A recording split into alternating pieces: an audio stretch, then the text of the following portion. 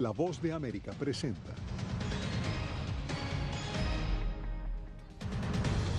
Senado de Estados Unidos aprueba ambicioso presupuesto que reformula las prioridades del gobierno federal. Cada vez son más los inmigrantes irregulares que entran a Estados Unidos por Del Río en el sur de Texas. Además, la OMS anuncia un ensayo clínico en 52 países para medir la eficacia de 3 medicamentos contra el COVID-19. Y al borde de una crisis, migrantes en el municipio fronterizo colombiano Necoclí claman por ayuda internacional.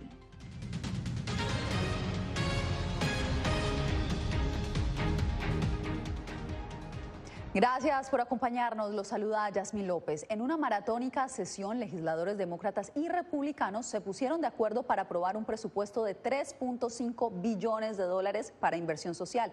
Jorge Agobián nos explica que la adopción del proyecto representa un cambio sustancial al sistema estadounidense y también incluye oportunidades para inmigrantes indocumentados.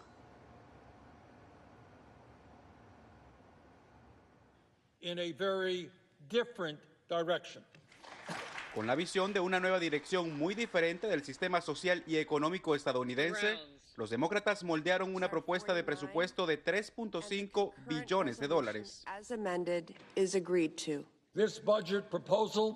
Esta propuesta de presupuesto va a poner fin a la vergüenza internacional de que Estados Unidos es el único país líder del mundo que no garantiza la licencia familiar y médica remunerada como un derecho. Alguien que esté enfermo hoy no debería ser obligado a ir a trabajar. La propuesta incluye educación gratuita para niños en los jardines de infancia, cambios en el acceso de seguridad médica y reforzamiento de ayuda a familias de bajos ingresos.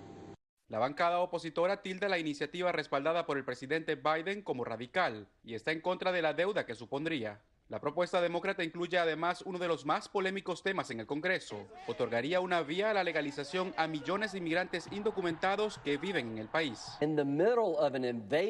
Para el republicano Lindsey Graham sería contraproducente, mientras cataloga la llegada de nuevos inmigrantes a la frontera como una invasión. Estas declaraciones se están traduciendo al español y todos los demás idiomas y los traficantes de personas de todo el mundo harán regar la voz. Oye, el Senado está a punto de aumentar la cantidad de tarjetas verdes disponibles para inmigrantes ilegales. ¿Por qué no vas y haces la fila? La administración Biden tiene como una de sus prioridades generar una amplia reforma migratoria y crear un sistema de asilo ordenado y humano.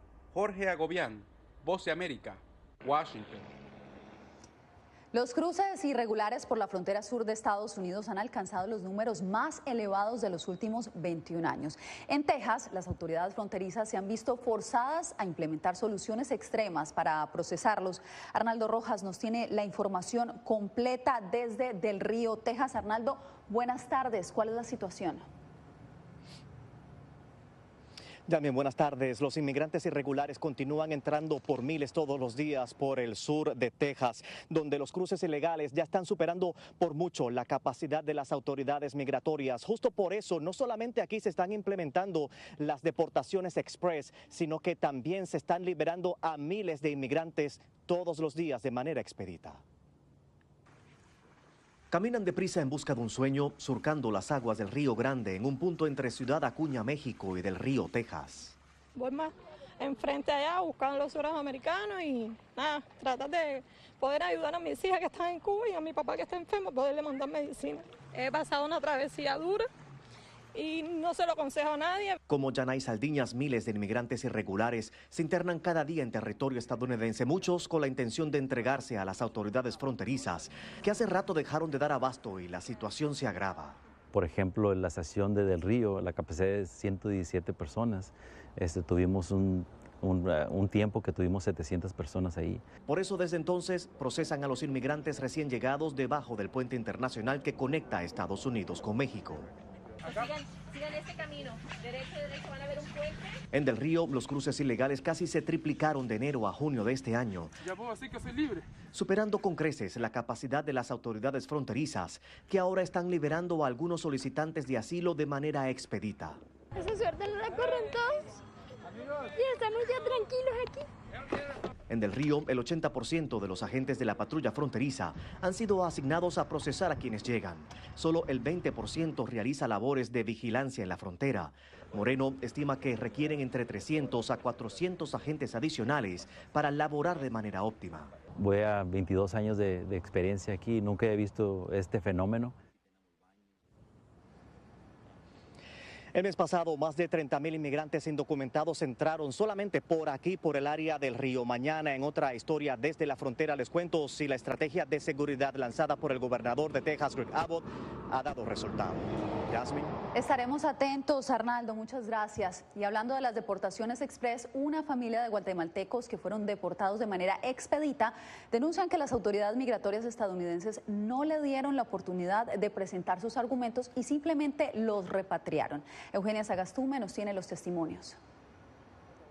Yo llevaba una hoja donde puse una denuncia al Ministerio Público de lo que nos estaba pasando y pues igual no quisieron escucharnos, nos dijeron no, vete. Esa es la historia de una de las 40 familias guatemaltecas que han sido deportadas de forma acelerada, como lo anunció la Casa Blanca, que establece la expulsión de los migrantes si los funcionarios de inmigración concluyen que no tienen una solicitud fundamentada de asilo ni necesitan comparecer ante un juez. No nos dieron derecho a ninguna llamada ni a ningún abogado. Mi familia estaba dispuesta a pelear nuestro caso, pero ya ven, no nos dieron oportunidades de nada. Marvin tiene 25 años, viajaba junto a su esposa de 23 y su hija de 5. Para emprender el viaje pagó más de $12,000. Vendimos todo lo que teníamos, vendí mi moto, renuncié a mi trabajo que tenía.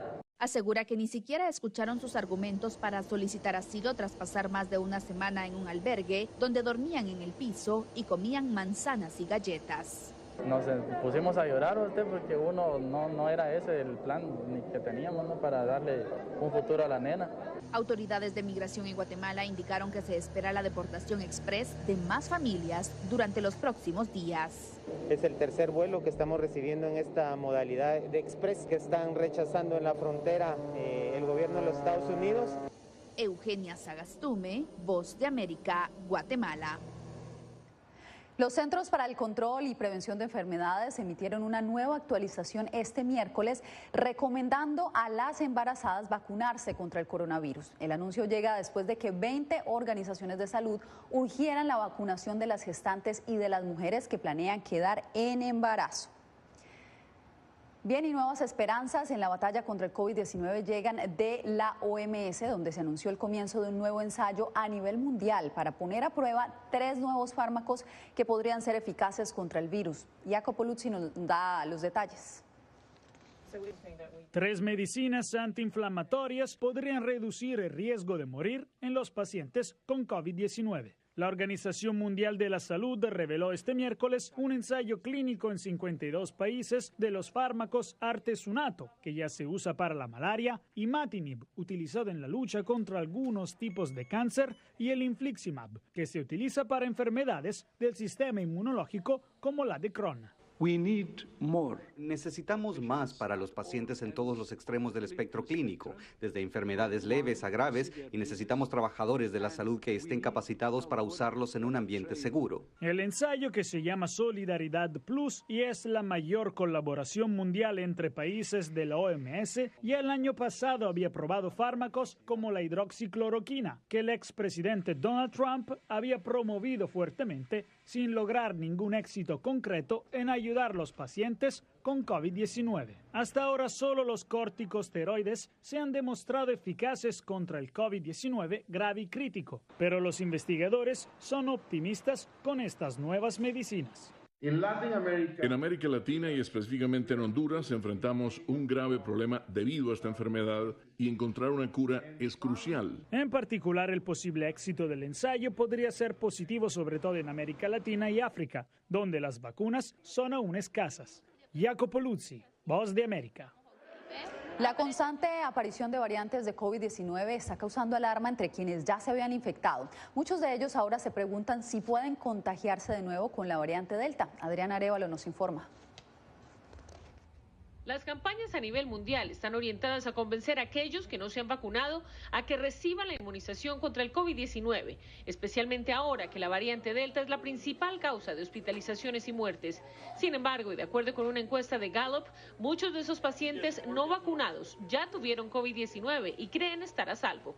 Ya se conoce de que algunas personas que habían tenido la enfermedad semanas o meses después volvieron otra vez a infectarse. De acuerdo con los científicos, quienes sobreviven al COVID-19 tienen cierto nivel de inmunidad contra determinadas variantes. Esa inmunidad se amplía con la vacuna, la cual ayuda a producir anticuerpos capaces de enfrentar otras variantes. Sin embargo, no deben bajar la guardia. Pero no debe confiarse, debe aún así mantenerla, sobre todo en lugares públicos, cerrados, con muchas personas adentro. Debe tener la protección suficiente y tratar de evitar estos sitios en estos momentos. Adicionalmente, los Centros para el Control y Prevención de Enfermedades, o CDC, revelaron datos basados en una reciente investigación con pacientes de COVID-19. El reporte indica que los sobrevivientes no vacunados presentan un riesgo significativamente más alto de reinfección comparado a quienes recibieron las dosis completas de la vacuna. Adriana Arévalo, Voz de América, Las Vegas. Al volver, les hablamos sobre las restricciones que están teniendo los periodistas en medio de la crisis política en Nicaragua.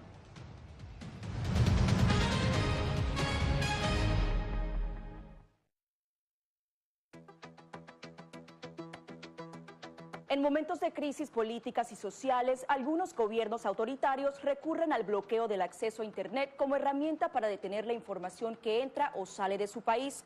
No obstante, existen algunas alternativas que te ayudarán a continuar conectado a la red a pesar de la censura oficial. Una de las más efectivas es el VPN o red virtual privada por sus siglas en inglés. La VPN pretende simular que la persona está en otro lugar del mundo y no en el país que esté restringiendo el acceso a Internet, de manera que es incapaz de detectar esa conexión interna y así se puede utilizar Internet con normalidad.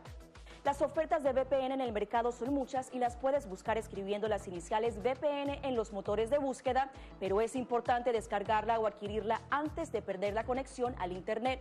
Aquí te ofrecemos algunas opciones.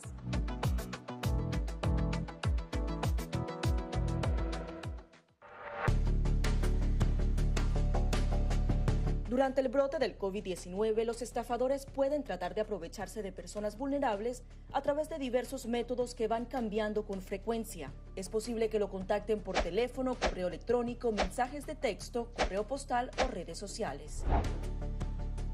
Ten cuidado con ofertas de kits de supuestas pruebas caseras, curas milagrosas o pruebas inmediatamente accesibles. Response Act has made coronavirus testing more accessible immediately. Tras un desastre, organizaciones caritativas falsas aparecen afirmando que tienen vínculos con otras reales. Siempre verifica que la organización sea legítima. Alguien que asegura que trabaja en el gobierno puede pedirte tu información personal o intentar cobrarte cuotas falsas para así ingresar tu cheque de estímulo.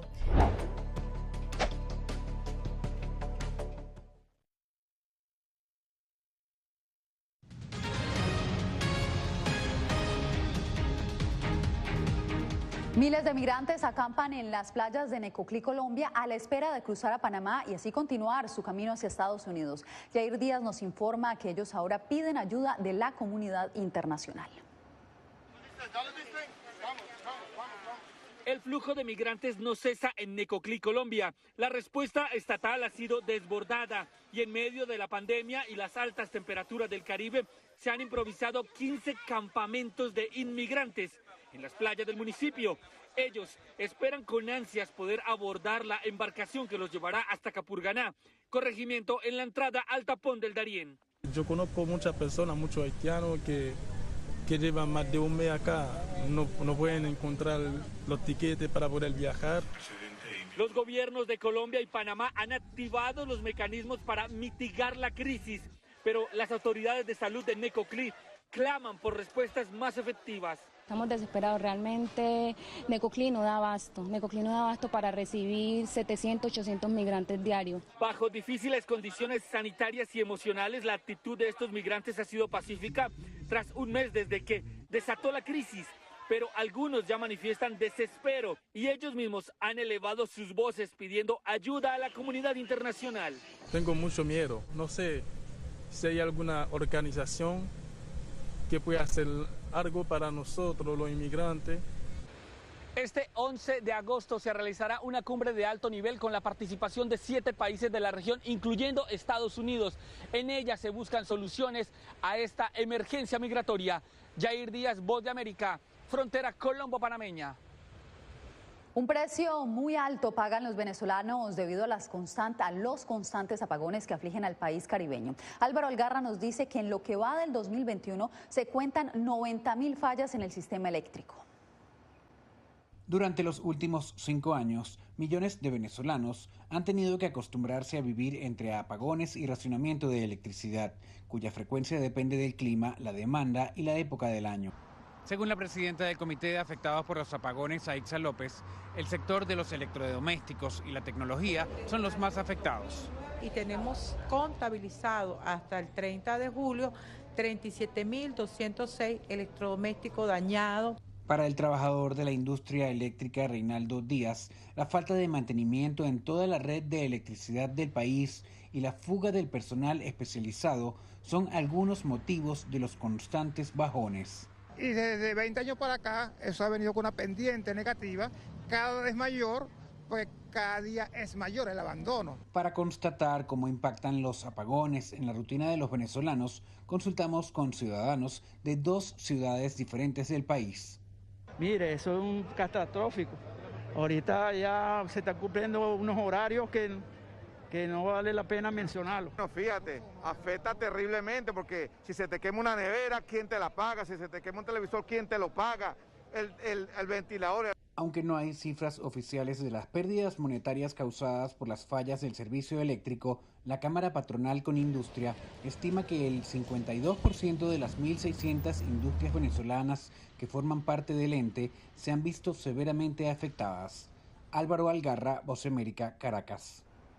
En Nicaragua, el órgano electoral dejó sin entrada a los periodistas que buscaban cubrir las actividades preelectorales de noviembre. Donaldo Hernández tiene los pormenores. El periodista Dorian Orozco cuenta a La Voz de América que las autoridades del Poder Electoral de Nicaragua restringen el acceso a la información y la cobertura noticiosa a toda la prensa independiente nacional e internacional, a menos de 3 meses que se realicen los comicios presidenciales y legislativos. No tenemos acceso al Consejo Supremo Electoral y hay privilegios para los medios de comunicación oficialistas, quienes son los únicos que pueden entrar a este poder del Estado a documentar todo lo que se está sucediendo en el marco electoral. Y más allá de una acreditación para dar cobertura a las elecciones, el mayor desafío que enfrentan los reporteros como Dorian Orozco, de 27 años, es su integridad física. Nosotros tenemos que ir a los centros de votación y corriendo el riesgo de ser retirados del centro por personas afines al gobierno, por policías.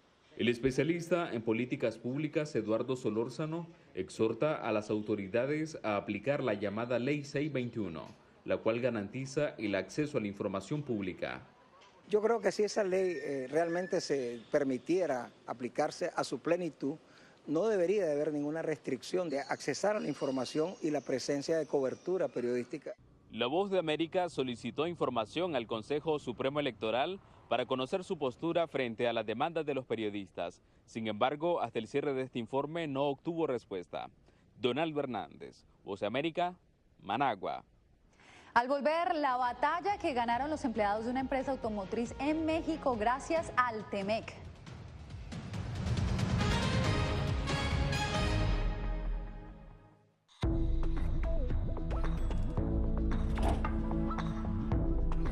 Cuando ellos me traen un tema un poco delicado o fuerte, yo siempre les pregunto primero, ay, ¿y dónde oíste eso? ¿Quién te lo comentó?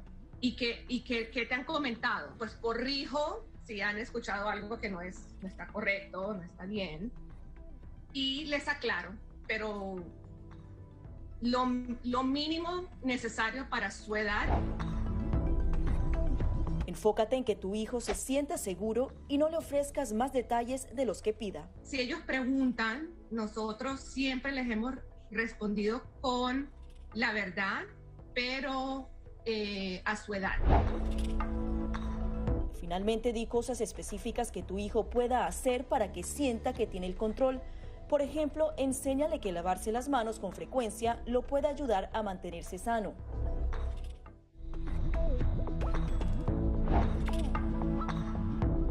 No permitas que interactúe con personas o animales fuera de la casa. Si una persona de la casa se enferma, evita que tenga contacto con tu mascota. Designa a un miembro de la familia o un amigo para cuidar a tu mascota a corto o largo plazo en caso de que tú no puedas. Limpia sus patas una vez que regreses a casa, pero no uses productos tóxicos para ellos como toallitas desinfectantes. Usa champú para bebés y aceite de coco en sus patas si notas picazón o sequedad. Prepara un kit de emergencia que incluya un suministro de medicamentos por 30 días y al menos 2 semanas de alimentos y otros suministros. Asegúrate de que todas las mascotas lleven collares y etiquetas con información actualizada como nombre, número de teléfono y necesidades médicas urgentes.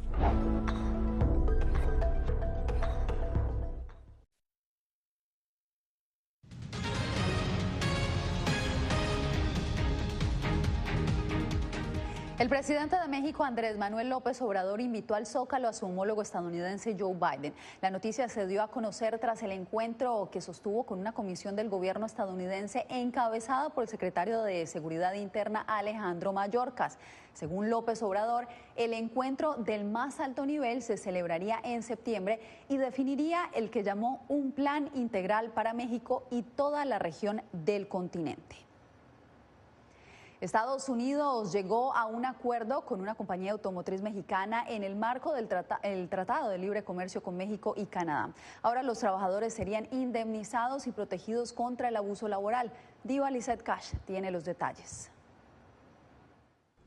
En el marco del Tratado de Libre Comercio entre México y Canadá, la oficina del representante comercial de Estados Unidos llegó a un acuerdo con la firma mexicana de autopartes Tridonex, subsidiaria de Cardon Industries, para abordar las acusaciones sobre la negación de los derechos de libre asociación y negación colectiva a los trabajadores de su planta en Matamoros, México. Los trabajadores nacionales y extranjeros merecen el derecho a negociar colectivamente un salario justo y condiciones de trabajo decentes sin temor a represalias. Tridonex, que entregará una copia impresa del convenio a sus trabajadores, se ha comprometido a proporcionar indemnización y 6 meses de pago atrasado para al menos 154 empleados que fueron despedidos de la planta. El pago atrasado asciende a más de $600,000, un promedio de poco menos de $4,000 por trabajador. Nos comprometemos a implementar medidas adicionales para apoyar aún más los derechos de los trabajadores, como se consagra en las importantes reformas de la legislación laboral promulgadas por el gobierno mexicano y en las disposiciones laborales del TEMEC. General Motors también ha sido objeto de escrutinio en México luego de que en mayo se presentara una queja del Tratado Internacional contra la planta de camionetas de la compañía por posibles abusos de derechos durante la votación de un contrato sindical. Diva Lizette Cash, Voz de América, Washington. Casi 1 millón de personas de origen marroquí viven actualmente en España y muchos obtienen trabajos temporales en sectores como el agrícola. En ocasiones las expectativas de los trabajadores están lejos de la realidad a la que se enfrentan en los campos frutales del sur de España. Este es el informe de Henry Ridwell y Alfonso Beato. Cristóbal Colón zarpó hacia América en 1492 desde Palos de la Frontera, en Huelva. Hoy es un destino para muchos trabajadores emigrantes. La región es famosa por la producción de fresas.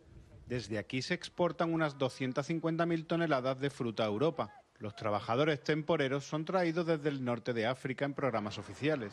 La mayoría son mujeres que no saben leer ni escribir. El grupo cooperativo Fresh Huelva es uno de los mayores empleadores, con unos 5.000 trabajadores, en su mayoría mujeres. Aquí hay unos controles, que son en este caso los controles de sindicatos, de inspecciones y demás, que naturalmente velan porque las cosas se hagan correctamente. Y además... Pero el Sindicato Andaluz del Trabajo, representado en Huelva por José Antonio Brazo, ha presentado numerosas quejas por el trato a los trabajadores y el estado de sus viviendas. En ningún país de Europa se consiente esto. Te cerrarían la empresa. Aquí no. Aquí se denuncia y no pasa nada.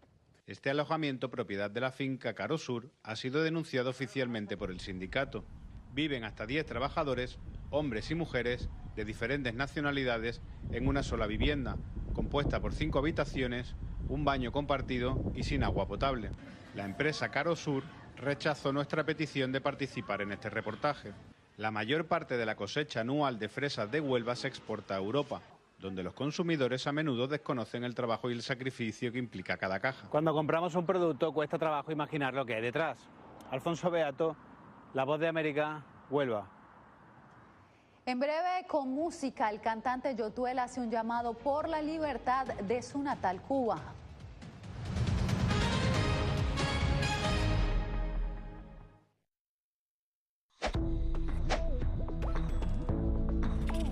La Organización Mundial de la Salud asegura que las mascarillas son esenciales para eliminar la transmisión del nuevo coronavirus y salvar vidas. Por ello, recomienda su uso cuando se está en lugares concurridos, donde no se pueda mantener el distanciamiento social y en lugares con poca ventilación. Cuando se habla de mascarillas para protegerse del COVID-19, se refieren generalmente a la mascarilla quirúrgica, el respirador N95 o las de tela. Las mascarillas quirúrgicas planas, rectangulares y desechables protegen al portador de gotas de partículas grandes del virus e impiden que los enfermos la esparzan cuando tosen o estornudan. Los expertos advierten que solo deben ser usadas una vez. El respirador N95, de forma oval y más ajustado a la cara, tiene una válvula de exhalación que ayuda con la humedad y el calor cuando respiramos. Además de filtrar partículas grandes, puede impedir que pase el 95% de las partículas pequeñas de virus y bacterias. Ante la escasez, muchos han recurrido a hacer sus propias mascarillas y, en efecto, los expertos confirman que estas mascarillas caseras pueden ser efectivas. Las mascarillas nos pueden servir como una barrera aislante para las secreciones, pero tener mucho cuidado porque hemos visto gente que usa la mascarilla, pero al acomodarse la mascarilla se está tocando la cara. Y eso es justamente lo que queremos evitar, es que la gente se esté tocando la cara en estos momentos, porque cuando uno está en lugares públicos puedes estar pasando la mano por una superficie que ha sido tocada por otras personas y que puede estar contaminada, y luego sin querer te puedes llevar la mano a la cara. Para más información visita nuestra página web y síguenos a través de las redes sociales bajo @Voz de América.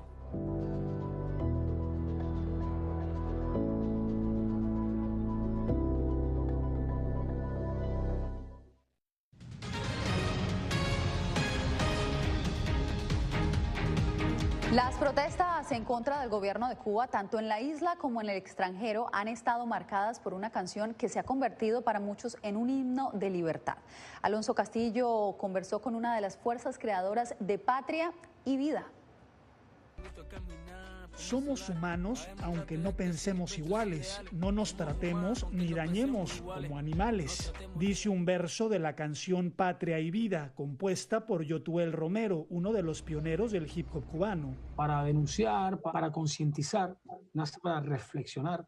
El pasado 11 de julio, las manifestaciones sin precedentes en Cuba sacudieron a la isla. Los reclamos cobraron vida con las pancartas, las marchas y las voces entonando el himno que retumbó en la pared del malecón. Los pilares fundamentales de la vida se basan con la diferencia. Patria y Vida fue un desahogo personal en altavoz que, según nos dijo Romero, al igual que una pintura o un libro, expande la conciencia. Histórico que una canción que haya surgido en tu casa colaborando y creando se convirtiera y detonara en este grito de libertad. La conexión con la canción quizás radica en el mensaje de inclusión. Esto no es o tú o yo, esto es tú y yo, tu pensamiento o el mío, tu convicción sexual o la mía, tu forma de pensar o la mía. Es un canal de reflexión bastante grande y sobre todo poderoso. El impacto de los versos llevó al artista junto a otros líderes cubanoamericanos a la Casa Blanca. El presidente Biden estaba completamente sabiendo lo que estaba ocurriendo en Cuba. La necesidad del joven cubano que salió a gritar libertad, libertad, libertad. Alonso Castillo, Voz de América, Miami. Terminamos con la protesta de cientos de opositores al llamado pasaporte COVID en Londres. Los manifestantes salieron a las calles con destino al edificio de la BBC, a la que acusan falsamente de mentir a la población sobre las vacunas contra el coronavirus en complicidad con el gobierno británico. Terminaron enfrentándose a la policía londinense y lo más curioso es que la cadena británica dejó el edificio hace ya una década para ubicarse en otro lado. Con esto nos despedimos por hoy. Mañana más información. Les informó Yasmín López.